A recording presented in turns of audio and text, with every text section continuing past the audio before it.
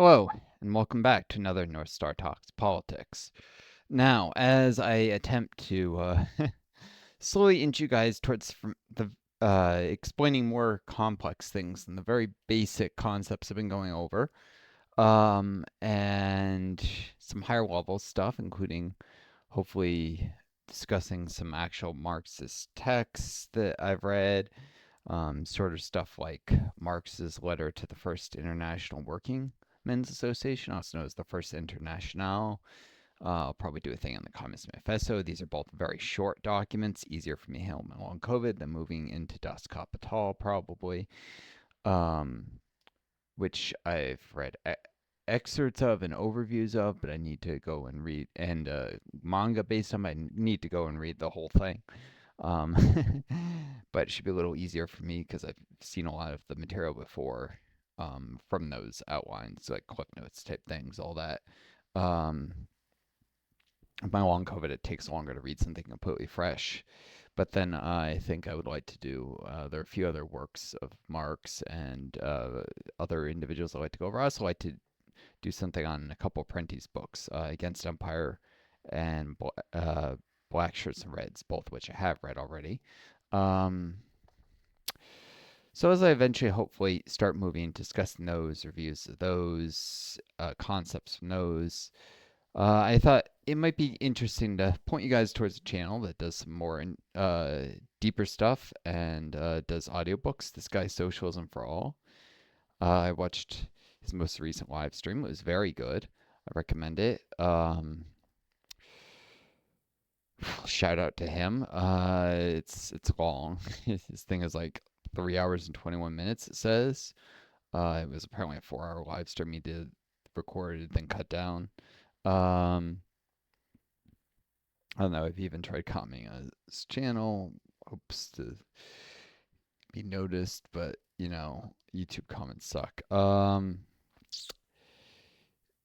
He did some good stuff. One thing that caught my attention was he's talking about how our society, it's kind of devolved into people thinking, who can I sue? And because of that attitude, that toxic attitude, Americans become afraid of each other and unwilling to work with each other towards, greater common goals, which creates a lack of working class solidarity, makes it easy for the billionaire class to divide and conquer us, especially when you add in things like racism, sexism, homophobia.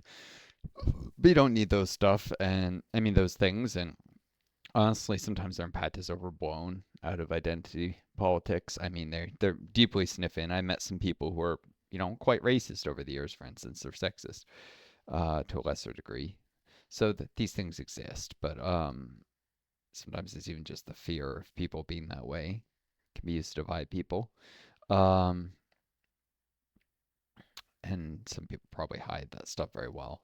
The I mean, more of it these days is probably implicit bias than actual racism, but that can still make it hard for minorities to get jobs, and then that creates resentment, and then they get angry, and then it just makes it harder to have working class collaboration. Um, I think I've discussed with some of you also the saga of my trying to get Social Security disability. They were saying in the work credits, I'm like, I have all this work. Why is it not there? And I got some really unhelpful, hostile people, so they were not, able to help me work through this. Then eventually I got someone at the local office who's unhelpful, hostile. And then later I got someone at the federal office to explain stuff. It turns out they have the work history I did. It's just that some of these jobs are exempt from payroll contributions, which um, it didn't help. But the person at the local office was giving a bullshit figure. They were using a system of counting quarters that hasn't been that law since 1978. Because nowadays you can earn all four of your SSDI work credits in potentially even just 1 month of a calendar year. You can earn it any time during a year. And she was using a system where you could only earn one credit per quarter, which is not the system. And so it made it even harder to figure out what was wrong. The person was saying was a whole bunch more credit shy than I actually was. But I was going through all this stuff, and there's a stupid safe harbor law that was screwing me over with the university, not having to pay my payroll tax. And then it turns out employment that I thought was missing. They may have. I started working at a job in 2014, but it looks like the first paycheck. I finally tracked down some people associated with the company and some records. Once I named, apparently I had an email from the owner of the company. It wasn't labeled with the company name, so I couldn't find it. Search in my inbox until I found the guy's name. Like search his name. Like, oh, I have an email from him from back when this happened. It looks like I started working in December of 2014, but didn't get my first paycheck until 2015, which means it would all count as 2015 employment. I'd be surprised the IRS actually has records of that. They had no record of that company in 2014, but that's probably because they have it all as 2015 employment. And that leaves me screwed because even though I did some work in 2014, earned money in 2014, but didn't get the pay of 2015, um, and that probably didn't since I apparently I worked at that started working at that company a few weeks later than I thought I had. I got the first feelers at the beginning of December, but I didn't actually start working until later that month.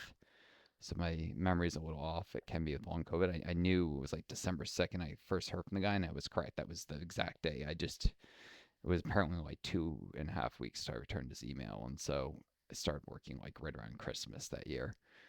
Um, so yeah, because literally of weeks, if I had just started working at that company just a few weeks earlier, I would definitely have had the SSDI work credits. Now they're probably screaming out and they'll probably say, well, you don't have, because you can't earn more than 4 in a year. So literally doing the same amount of work, if it had just been a few weeks earlier, I'd be fine. And because university didn't have to contribute to my payroll tax because of this thing with the exact year because of return to grad school and because the work credits are designed to screw over young people. It ramps up to a cap of 20 work credits at the age of 30, 31, and it just stays that. It's actually 30, I think, and that just stays that till the age of 42, plateaus. So that's designed to screw over young workers because if they were trying to be fair, they would just have number of work credits you earn that would increase gradually, and like right through 42, there would be no plateau, and it'd be a more gradual slope, so that young people, especially when nowadays people go into grad school, and if even if they work for the university, they can't get work credits doing that. Like I got screwed because I worked in grad school for the university, but that apparently didn't earn work credits because of a special provision the law passed in the 90s, basically to undermine SSDI and people's ability to get disability. Clinton. You can thank Bill Clinton and Newt Gingrich for that shit. Because Clinton was a so called third way Democrat, a Democrat who pushed neoliberal policy. Because of these things, I get screwed. But it won't matter. I'm only 10% shy of the work credits. I have 18 out of 20. Um, freaking feds will say that they don't have to provide me any benefit. So they get all the tax money from me into Social Security, but they don't have to pay anything out ever because I'm disabled. So I'll never be able to work again. So I won't be able to ever get retirement. I won't be able to get disability because I'm 2 credits shy of this limit that was designed to screw young people. So they got all my money and they never have to give me a cent back, which is just wrong. Like there's not even a way to like, okay, give me a refund of all the money you've collected in payroll tax plus interest. There's no way to do that. No, they just took my money. And yes, I'm aware of the idea. It shouldn't be that you only get out what you put in or whatnot. I fully agree. What it should be is a social safety net. And so they shouldn't have these stupid rules that are designed to screw someone over because they spent a lot of time in graduate school. Like literally, I think I've explained you can have people who are an undergrad to 22. That's very common. Go to grad school, which needs to be 5 years. They're 27, they graduate, they work for 4 years. They're 31, they get disabled. They will not be eligible for disability. Doesn't matter that they just took the straight and narrow. This is the normal path to getting a PhD, except sometimes those are 4 years instead of five, but also sometimes you do postdoctoral fellowships, which might also not be eligible for a disability because you're maybe it depends whether the university categorizes you as student or worker during your postdoc. It's very common to do postdocs after PhDs. So maybe at the age of 30, someone 4 years, they're 26, they start work. It doesn't matter exactly how you do it. The point is, a lot of young workers who went to grad school can get fucked by the system. And this is not just an American thing. Neoliberalism does this everywhere. I read an article about someone who got long COVID in Switzerland, who got like screwed by this. They got a PhD, then they got disabled, and there was a local news outlet in Switzerland who did this story on them. Like they can't get government welfare benefits because of this, and it's just everywhere it goes, neoliberalism does this, and it does this. I really, really, really recommend this live stream because it talks about it a little. Um, Neoliberalism, and there's some other great stuff I watched too. I could point you guys to, but neoliberalism was the capitalist answer to democracy. So they realized a lot of people came to vote in the mid 19th century. Those people would start voting for stronger labor rights, better welfare systems. So what they do, they create this ideology of neoliberalism. So no, you can't do that. You have to keep the market free. You have to keep welfare programs minimal, or the whole capital system will crash down. And then they got Hayek and Mises, these third-rate economists who were despised by other economists for being incompetent and stupid and hacks, starting in the 1920s. Because there's an evolution from like the liberal revolutions and people getting voting rights starting like 1850. And so by the end of like 1890s, the richer realize they have to do something. They start supporting the Austrian School of Economics, and this culminates with with Hayek and Mises in like 1923. Right around the time, by the way, Mussolini is coming to power. That's not a coincidence. It was this offensive against labor across Europe. But Hayek Mises in Austria, which I'm sure you folks know, the Nazis eventually took over in Anschluss. Um, and it had Austro-fascism before that, and Austro-fascism crushed. There was Austro-Marxism, which was the ideology of a large part of Austria for a while, as socialists took over, and then a fascist coup basically took power from the socialists who controlled the capital, Vienna, and other parts of Austria, and some of the biggest cities. And then the fascists came marching in out of the countryside with support from big industrialists and weaponry and stuff, and did a coup, and that's what set up Austria for being annexed into the Nazi regime, into the German Reich. It's because they already had a fascist regime, which was less hostile Nazism than other ideologies might have been. Um, so, Hayek Mises, their whole ideology pushed. Welfare systems have been steadily undercut. The Democrats have been working alongside this at least since Clinton in the 90s. And I mean, literally, the safe harbor provision that screwed me over. Because if I had uh, SSDI credits for the work I did for the university, I wouldn't even be in this situation. I'd be fine. Um, that was in the 90s. That's part of when the Democrats started fucking over the welfare system and fucking over ordinary Americans. And yeah, I mean, what am I left with? I'm screwed. I'm here trying to make a living off of YouTube Let's Plays like Hearts of Iron 4, which is, by the way, not a great source in history. And there's things they don't tell you. I mean, it's okay. It gets you interest. It's not a source, but it's okay for getting you interested in learning more about stuff. Like, for instance, the U.S. Communist Advisor, if you take the U.S. Communist path, is Earl Bowder. I had no idea who this guy was.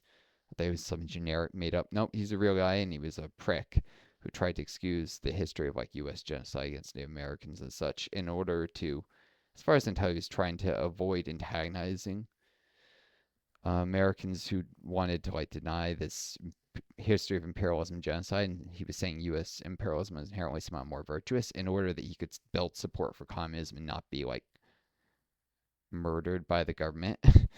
And he was kind of one of the main figures in the U.S. communist movement around the time of FDR. It does partly explain why FDR didn't face as much of a threat from the communists, because Bowderism obviously upset people who were anti-racist and upset African Americans who might have otherwise bought into communism in large numbers, and who did, by the way, buy into communism in large numbers later with like the Black Panthers.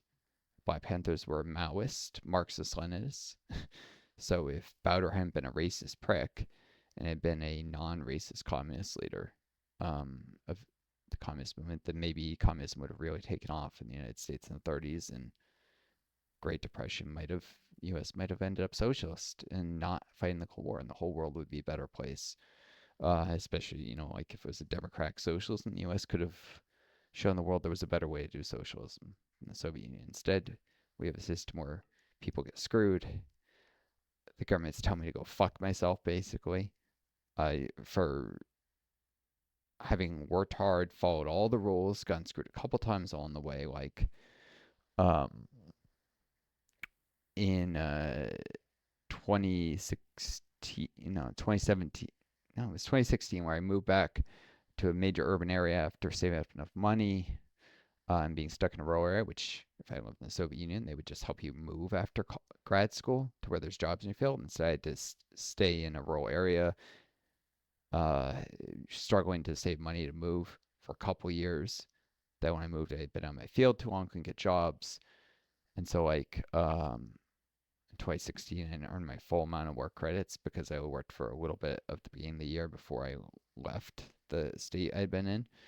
And I was being paid minimum wage part time at that point, that the job I'd worked, because I'd been like juggling two jobs at a time. And so the primary job had gotten like sick of trying to me going in and out of full time. So they just had me working part time.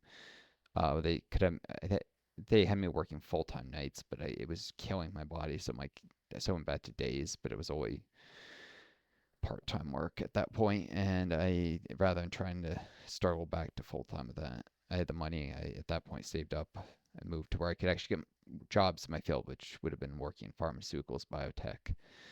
Um, so yeah, there were a few places I got screwed more most people on the line, but this whole system of counting up work credits is messed up to begin with and should not exist. It's this excuse to screw over people whose circumstances may have not been perfect and then try and make it look justifiable to enough people that there won't be mass protests over it or something.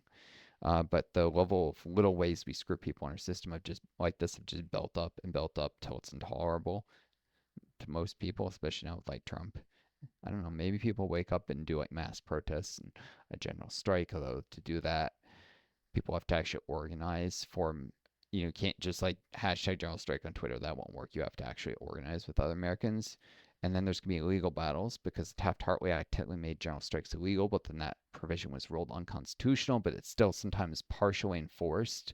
It's like a legal gray area, general and secondary strikes. So people actually even organized and prepared to do one, then they probably deal with Trump's federal government trying to like throw him in jail for it and have to like fight a legal battle with the ACLU back him up. So we're screwed. I can't imagine libs are not going to organize. They're not going to protest. They're certainly not going to like arm themselves or something, which I think would be dumb anyways. But not everyone agrees with me on that. Um, we're fucked. But yeah, check out this guy Socialism for All. He put some good resources in his videos, and I liked he talked about long COVID awareness, which I suffer from long COVID. Not enough channels do that. He doesn't have long COVID himself, as far as I know. Though, well, he has some lingering symptoms from COVID, but he doesn't have three of them, which is what the. But and I don't think he says he has long COVID, or maybe he does. Maybe he considers it. I don't know. Maybe it is more than three symptoms, but it's a very mild case if the guy has it. Unlike I'm too sick to work and I have like severe debilitating symptoms. So, viewers, I wish you all the best. Take care of each other. Be kind to yourselves. May always find a guiding star to lead you home. Until next time, this is Northstar. Adieu.